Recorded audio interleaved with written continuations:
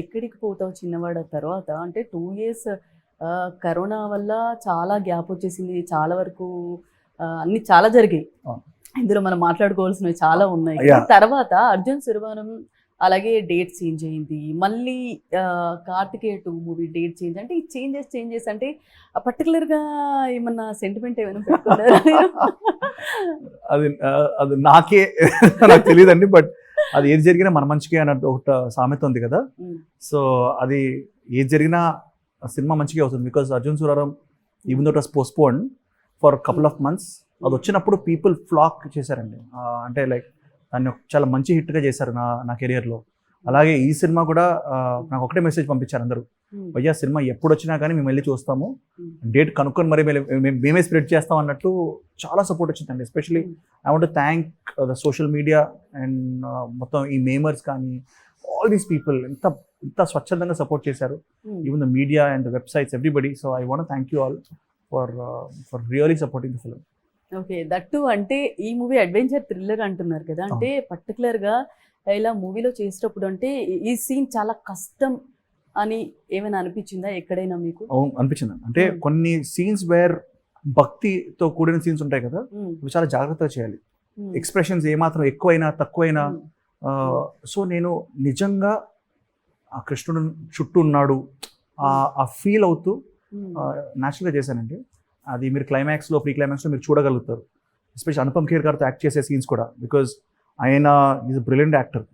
And నేను ఆయన 1000 సినిమాలు చేశారేమో, నేను ఇప్పుడు 17-18 మూవీసే ఉంది.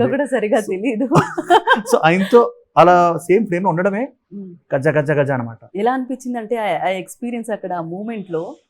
అండ్ బ్యూటిఫుల్ ఉందండి ఆయన ఉన్నారని, దాంతో కూడా మళ్ళీ భక్తి. సో ఎమోషన్స్ అన్ని కరెక్ట్ ఉండాలి. ఏమైనా తప్పు చేసి ఆయన హలో కొంచెం బాగా బెటర్ చేయి అంటాడా, లేదా ఇంకో టేక్ తీసుకుంటే ఆయన అనుకుంటాడా, ఇవన్నీ ఉన్నాయి. But so comfortable. అండ్ ఆయన చేసిన లాస్ట్ సీన్ ఏదైతే ఉందో ఎంటైర్ సెట్ అండి క్లాప్స్ కొట్టారు.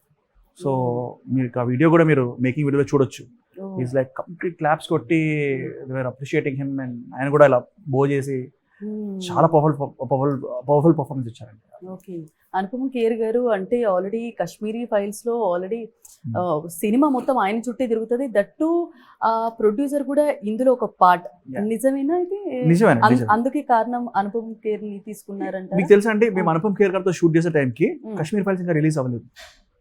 సో అప్పటికి ఇప్పుడు మా అభిషేక్ అగర్వాల్ గారు కాశ్మీరీ ఫైల్స్ ప్రొడ్యూసర్ అని చెప్పి కూడా తెలియదు, అంటే అందరికి తెలియదు.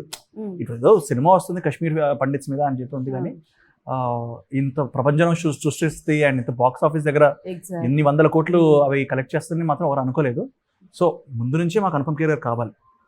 అండ్ మా ప్రొడ్యూసర్ అభిషేక్ గారు ముందు నుంచే సినిమాని బ్యాక్ చేస్తున్నారు. సో అది అలా మధ్యలో అవ్వడం జరిగింది.